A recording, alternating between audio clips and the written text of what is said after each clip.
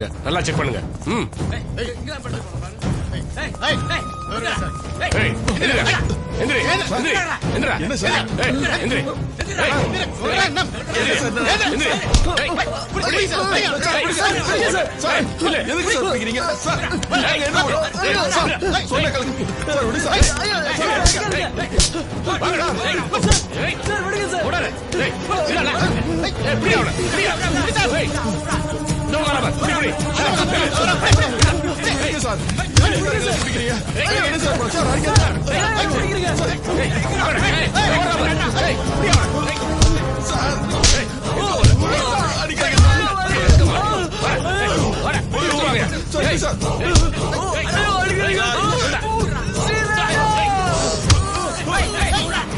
அந்த வினோதினி இப்ப எங்க இருக்காங்கன்னு தெரியுமா?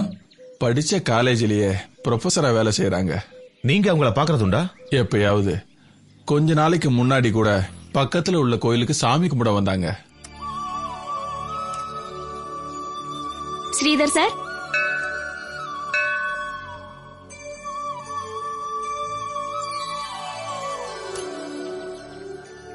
என்ன தெரியலையா உங்களுக்கு? எனக்கு நான் சரியா தான் வினோதினி. உங்க பிரஸ்ல வேலை செஞ்சிட்டு இருந்தாரு கோபி. ஆனா என் கண்ணுல ஒல்லிய சிகப்பா இருந்த அந்த உருவம் தான் ஞாபகத்துல இருக்கு. ஆனா இப்ப ஆளே மாறி ரொம்ப போயிடுச்சு. நாள் ஆயிடுச்சுல்ல. என்ன இந்த பக்கம்? நான் அடிக்கடி இந்த கோயிலுக்கு தான் வருவேன்.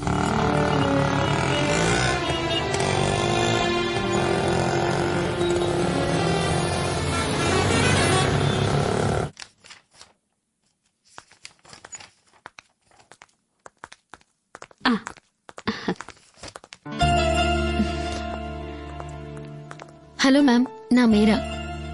உங்ககிட்ட ஒரு விஷயம் பேசணும். என்ன விஷயம்? கொஞ்சம் பர்சனல். பர்சனலா? எஸ் மேம், கொஞ்சம் உட்காந்து பேசினா நல்லா இருக்கும். சாரி, நான் கொஞ்சம் அர்ஜென்ட் வேலையா வெளியே போயிட்டு இருக்கேன். நாளைக்கு லஞ்ச் அவர்ல காலேஜுக்கு வாங்களே. Yes ma'am. தேங்க்ஸ்.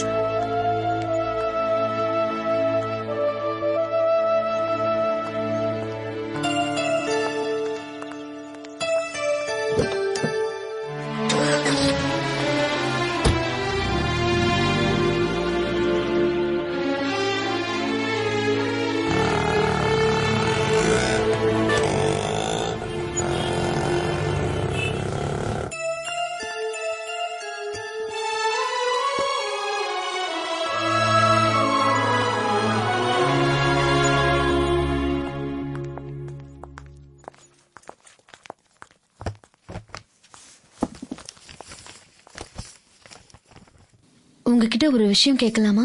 கேளுங்க. நீங்க ஏன் இவ்வளோ நாளா கல்யாணம் பண்ணிக்காம இருக்கீங்க?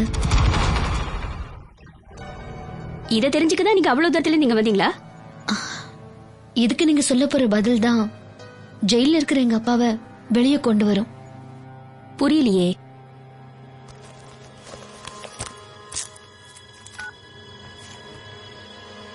இந்த போட்டோல இருக்கிற பையனை உங்களுக்கு தெரியுமா?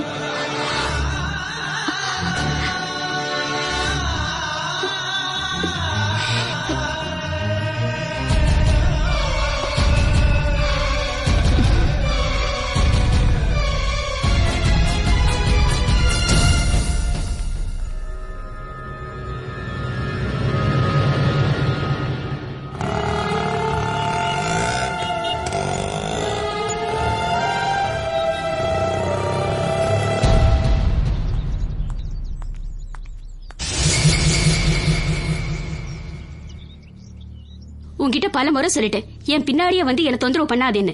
நான் சொன்னேன்ல, ஒரு தப்பும் பண்ணாத எங்க அப்பா ஜெயில இருக்காருன்னு.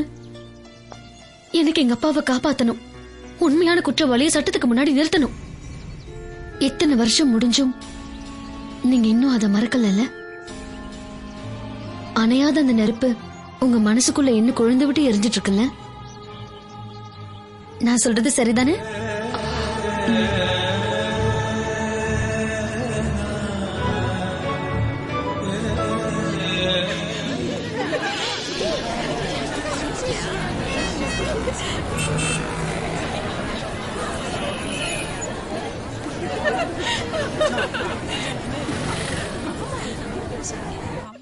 நேத்து எங்க போயிருந்தீங்க? பஸ் ஸ்டாண்ட்ல ரொம்ப நேரமா வெயிட் பண்ணிட்டு இருந்தேன். அம்மாவை ஹாஸ்பிட்டல் கூட்டிட்டு போயிருந்தேன். ஹாஸ்பிட்டலா? அம்மாக்கு என்னாச்சு? ஃபீவரா இருந்தது, அதான் டாக்டர் அங்கேயே அட்மிட் பண்ண சொல்லிட்டாரு. எந்த உதவியானாலும் தயங்காம என்கிட்ட கேளுங்க. ஓ, நீங்க தான் கௌரவம் பாக்குறாளாச்சே. அப்படியெல்லாம் ஒண்ணும் இல்ல, ஹாஸ்பிட்டல் செலவெல்லாம் அண்ணன் கொடுத்துட்டாரு.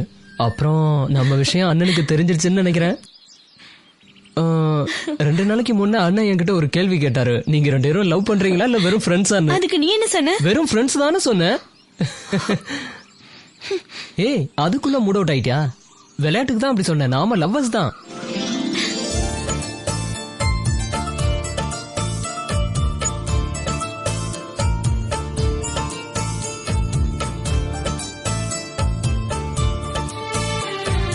கண்ணும் கண்ணும் கவிதைகளாய் என் நெஞ்சின் உள்ளே நிலையாய் தீண்டும் குளிரலையாய் ஒன்றில் ஒன்று கதை படிப்போ. முல்லை மலர் காட்டுக்குள்ளே தென்றல் மேலே பாடும்போது, அம்பல் அள்ளிக்கரையில் நான் புள்ளி மானாய் மாறும்போது, கண்ணும் கண்ணும் கவிதைகளாய் என் நெஞ்சின் உள்ளே நிலையாய் மீண்டும் குளிரலையாய் ஒன்றில் ஒன்று கதை படிப்போம்.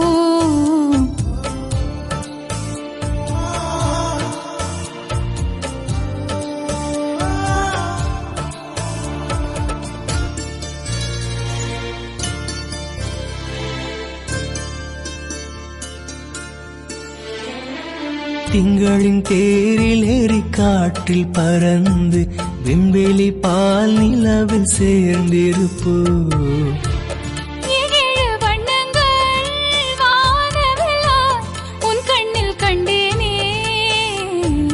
என்றும் நாம் ஒன்றுதான், ஆனந்தம் வென்றுதான், கண்ணுக்குள் நின்றுதான் வாழலாம் இன்றுதான். கண்ணும் கண்ணும் கவிதைகளாய் என் நெஞ்சின் உள்ளே நிலையாய் மீண்டும் குளிரலையாய் ஒன்றில் ஒன்று கதை படிப்போம்.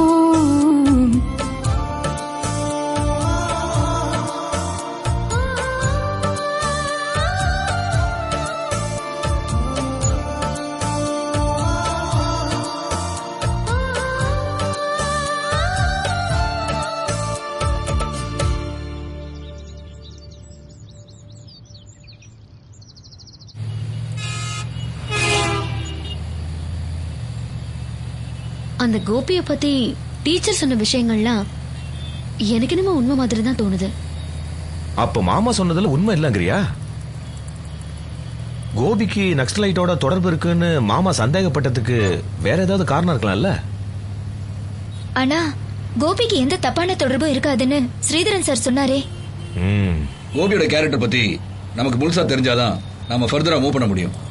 இந்த கேஸ்ல மிஸ் ஆயிருக்கிற இன்னொரு கேரக்டரையும் நாம ட்ரேஸ் பண்ணி ஆகணும். அது யாரு? கான்ஸ்டபிள் நாராயணன்.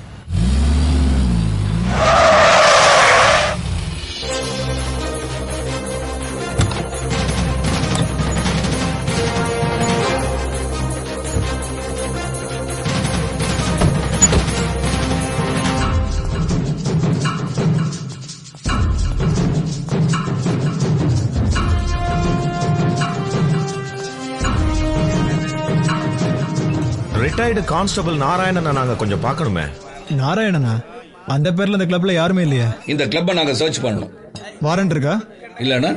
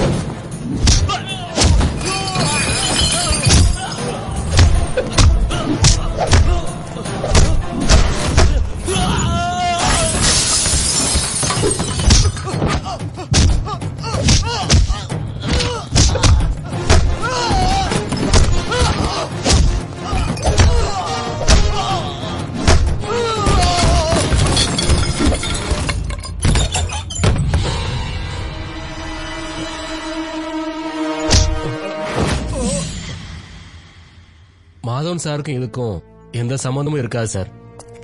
வேற யாரு? சொல்லுங்க நாராயணன், அது யாரு?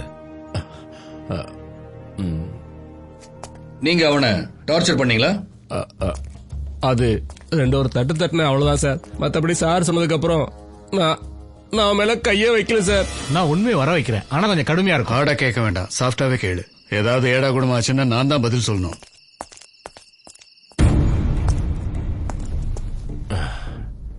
டேய் சொல்றா, யாருக்கா இதெல்லாம் பண்ண? யாருக்காக இல்ல, உண்மை சொல்றா. உண்மையதான் சொல்றேன். மறைக்காம சொல்லு, நீ யாருக்கா இதெல்லாம் பண்ணிட்டு இருக்க? தெரியாது. திரும்ப திரும்ப அதையே சொல்லிட்டு இருக்காத, மறைக்காம உண்மை சொல்லு. சொல்லுடானா? டேய் சொல்லிடு, சொல்லு. தெரியாது. சொல்லுடானா? அப்புறம் எப்படி அவன் செத்து போனான்? சத்தியமா எனக்கு தெரியாது சார். நடுவுல நான் கொஞ்சம் வெளில போயிட்டு திரும்பி வந்தப்ப இதுக்கு காரணம் நான் தானு மாதவன் சார் ஒத்துக்க போறேன்னு சொன்னதை கேட்டு நாங்கெல்லாம் பயந்துட்டோம் சார். இத கேள்விப்பட்ட அப்ப இருந்த மந்திரி மாதவன் சார கெஸ்ட் ஹவுஸுக்கு வர சொன்னாரு.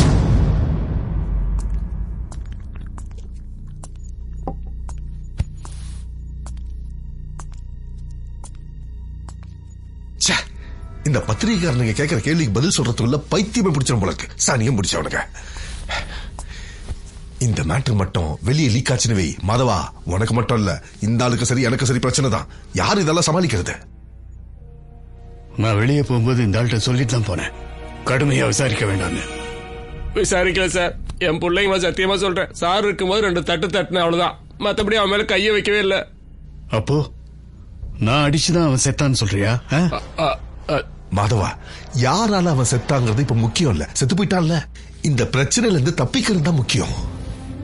அந்த ஸ்டேஷன் முழு பொறுப்பும் என் கண்ட்ரோல்ல இருந்ததுனால இந்த குற்றத்தை நான் ஏத்துக்கிறேன். அதெல்லாம் வேணாம் சார், நான் டியூட்டில இருந்த போய் நடந்ததுனால இதை நானே. சுமாரியா பெரிய கர்ண மகாபிரபு. மாதவா, அப்பா அம்மானு யாருமே இல்லாத ஒரு அநாத பையன். சந்தேகத்தின் பேர்ல அவனை கஸ்டடிக்கு கொண்டு வந்த, குற்றவாளி இல்லைன்னு தெரிஞ்சவனு விட்டுட்ட. அதுக்கப்புறம் அவன் எங்க போனான்னு தெரியல. அதுதான் நீ சொல்ல வேண்டியது.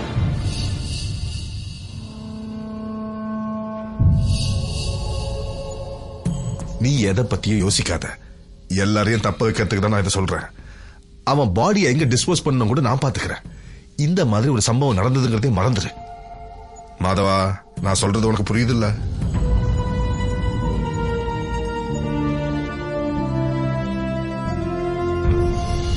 யாராவது உங்களை பயமுறுத்தினாங்களா?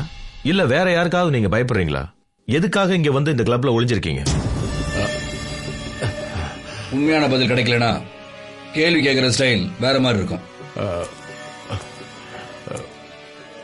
முன்னாள் எதிர்கட்சி தலைவர் விஸ்வம்பரனும் அவங்க ஆளுங்களும் தான் என்னை இங்க மறைச்சு வச்சாங்க.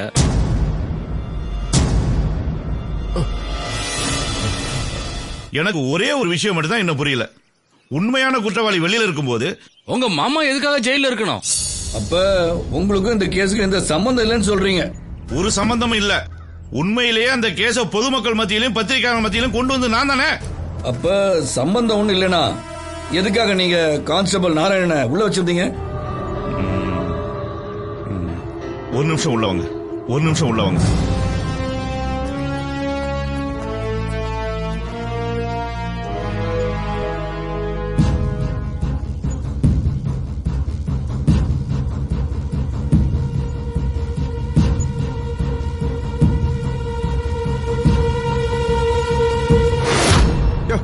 எலெக்ஷன்